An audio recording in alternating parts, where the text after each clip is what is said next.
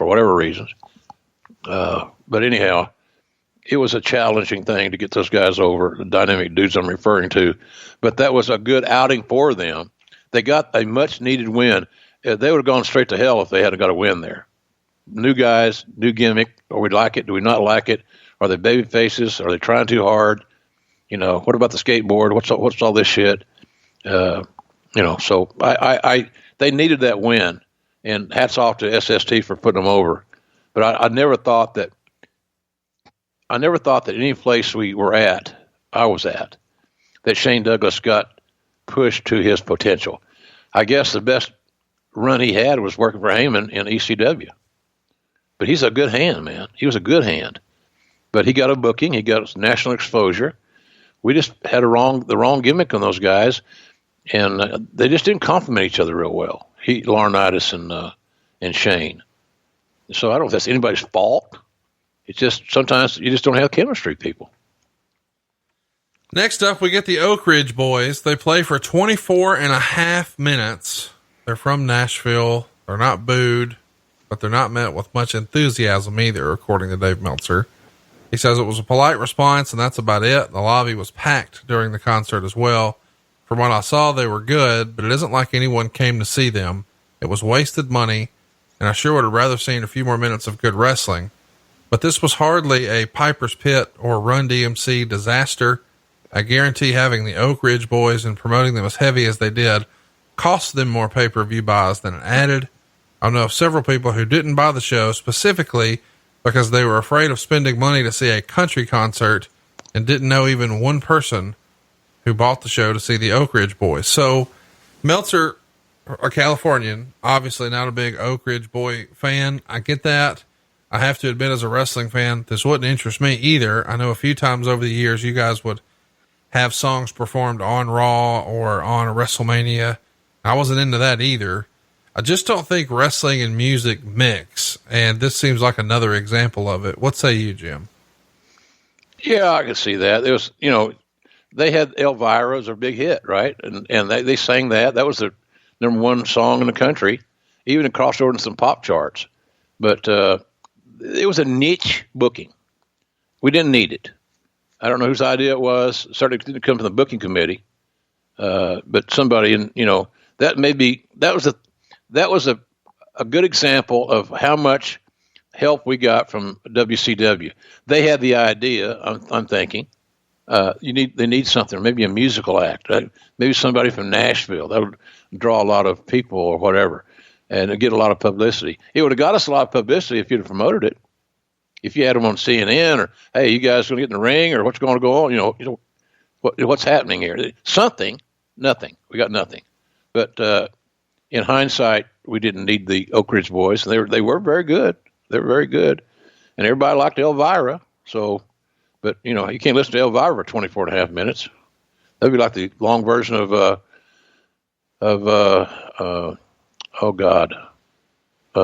my favorite song from the Eagles, Hotel California. I could listen to that for 24 and a half minutes. Maybe a little chocolate cake, feet up. Well, I feel like there was some chocolate cake involved in the next match. It's Lex Luger defending his United States title against Michael Hayes. Let me give you the backstory. On the March 18th edition of World Championship Wrestling, Luger and Hayes wrestled Barry and Kendall Windham in a tag match. Hayes turns on Luger and allows Barry and Kendall to win the match, and then joins Hiro Matsuda's group. And on the May 7th edition of World Championship Wrestling, it's announced that Luger is going to defend the United States Championship against Hayes at WrestleWar. They get 16 minutes and 6 seconds. It gets 3 stars. I can't believe this is real. A 3-star match with Michael Hayes and Lex Luger. And son of a bitch, Michael Hayes is the U.S. champion. Can you believe it? Yeah, it was. I wouldn't have believed it until I saw it, that they were going to beat Luger. But, Luger is up and down. Sometimes, again, on the booking committee, you have guys that, how long can we live on Lex's potential? Right. Patients were running thin. And at least it was a little bit of a curveball in the show. Luger got a good out.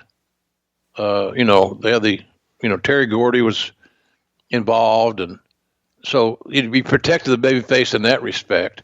But it was a little bit of an off-speed pitch that people were probably looking for the heat, and we came with the off-speed. They had no problem with it. And they did have a surprisingly good match because Hayes called the match and kept it within the wheelhouse of what Luger could do somewhat well. But it was a surprise, I'm sure, to the audience, but I had no problem with it, quite frankly, and I was pleasantly surprised with how good a match those guys had. Yeah, Meltzer loved it. 16 minutes and 6 seconds, which you would think Michael Hayes and Lex Luger in a singles match for 16 minutes would not be what you're going to get here. But he would say this match had the most babyface / heel heat of any other match on the show during the weekend. They mainly milked the heat early. The highlight was Luger missing a crossbody block and sailing over the top rope. Hayes then took over with a bulldog, and Hero ran Luger's head into the guardrail. Hayes mainly held chin locks until Luger started his comeback by throwing off Hayes as he tried to bulldog at the 14-minute mark. After a clothesline and 3 press slams, Luger goes for the torture rack. Hayes reverses the move and hits the DDT in a surprisingly awesome spot. Then came the worst ref bump in history. Nick Patrick was never even touched in a sloppy-looking collision. Terry Gordy then pushed Hayes on top of Luger, whose legs were in the ropes, and the pinfall is counted. So Gordy is here, and son of a bitch, Michael Hayes, U.S. champ. Yeah, good way to get a little spotlight on Terry, who we thought was coming in, and it got Michael a title. Again, the heel cheating to win, gaining the unfair advantage because everybody knew if they meet again on a level playing field without Gordy's interference, etc., that Lex was going to win the title back. That's kind of the concept that you look for. And lo and behold, 15 days later, guess what happens? Right. Lex won the title back. Another illustration of the booking. So Hayes had a very distinguished 15-day run. It's almost comical to phrase it like that. What can you get over? What can get established? How deep can the roots go in 15 days? Yeah, we're flipping it to flip it at this point. Yeah, it's silly. Irrelevance, and the title was, again, like all of our titles at that time, they weren't where we all wanted them to be. Even the guys that held the titles wanted them to be better.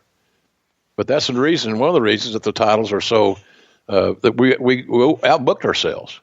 There's got to be some sort of tenure in this thing, Conrad. Just title change, the second title change is like, to me, it's the same sin of having a DQ finish because you can't come up with a finish that makes everybody happy. And whatever you got to do, you got to make everybody happy. So even though the winners don't get paid any more than the losers, you still got to babysit. You got to work with these egos. So I thought that if you're going to put the title on Hayes, he's a perfect chicken shit heel that cheats to win, gains unfair advantages, and on a good night will lose the damn title. And I'm going to pay to go see it. But again, 15 days. Hell, the time he had his title win to his title loss, I'm sure there were fans we had that didn't even know that any of those things happened because the ratings are so damn bad that a lot of folks are not watching.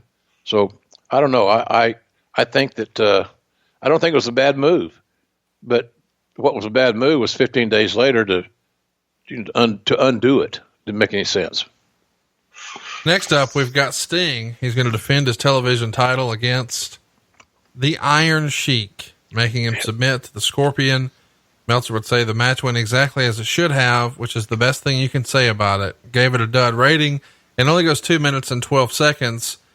And, the Iron Sheik in WCW feels like a mistake. And Jim Cornette has gone on record as saying it kind of was. He says there's a story around the same time where the Iron Sheik was so bad that they send him home, but they sort of forget about him because he's home and his contract automatically renews. It just rolled over because they forgot. So he's up for another $100,000 a year. And now they're just going to bring him in just to do these very fast jobs, hoping he'd quit, which of course he didn't do. And these 2-minute squash matches were still so bad, they send him back home again. So he got to sit home for 2 years and paid to not come to work. This is sort of like what you hear about with some famous NFL or college coaches where hey, you're fired, but we're still going to keep paying you. Just, you're so bad at your job. Stop doing what you're doing and we'll pay you to never do it again. And that's what WCW is doing here with the Iron Sheik, are they not? Yeah, exactly. Bad error in bookkeeping, the record keeping, all that front office stuff was not being addressed. And the left hand didn't know what the right hand was doing. There was no really good logical system in place, or that would never have happened. You always get a notice. When I was in WWE in talent relations, I always knew because I had it in my briefcase every day. I knew I had a document that told me everybody's year-to-date earnings and everybody's contract end date. And generally, if we wanted to keep you, I would start negotiating with you, at least dialogue, no less than a year out. And because it starts the conversation. So you hope the conversation is ramped up by the time you're in the 6 months mark, that, things have got back on an even keel, and you come to a verbal agreement of what you're going to do on the next contract. And sometimes I've even been, if a guy was on the upper tick, you just tear up his contract. We're not going to do this last 6 months at this rate. I'm going to give you a new contract at this rate, up rate. And that generally made guys happy. So, but there was no system in place there in WCW at that time in a lot of areas. But that was a key one. That was $200,000 wasted. But nobody seemed to, it didn't change the course of time any. They had the money, but it's still a silly investment. Cosgrove was a good guy, but he's fried, and he had a rough. Cosgrove discovered drugs. Right. When I first met him, he weighed 185 pounds, and he was the cleanest living guy you'd ever meet. And he was riding with Danny Hodge, and Hodge rarely had a drink, didn't smoke, didn't do any drugs. I seen him have a beer on a hot night or something, but that's about it. So he was traveling with Hodge back in those Leroy McGurk era days, because we got Cosgrove from Bernagania, from the AWA camp. And he was as clean living as you can imagine. Then all of a sudden, he goes up north, and there's, again, the lack of institutional control or the leadership, and he fell off the wagon, or whatever you want to say, fell under the wagon, and he was a changed man. Now, the last time I saw Cosgrove, the good news of the story is the last time I saw him, he was sober, coherent, and was able to carry on a very good, constructive conversation. I took pictures of his family and him, and he's a lovable guy, but he just got off in a bad path that he couldn't handle. Uncharted waters for him. And so, but when he came to WCW, he was living there in Atlanta. He'd gone through a lot of his money. So, of course, he's not going to, you can beat him every night if you want to, as long as he gets that $2,000 a week. Pretty remarkable that they couldn't find any money to pay Tom Pritchard, but hey, we got plenty of money to just throw away on the Iron Sheik.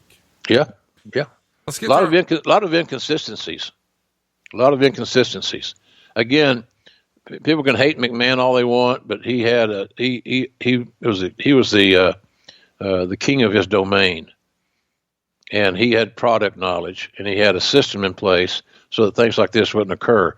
The only thing that occurred negatively for us, and on my run there, was the Jeff Jarrett deal, the contract thing, where you had to, I write about that in Under the Black Hat somewhat extensively, and that was not a good day at the office for me. but the bottom line was that it was almost embarrassing.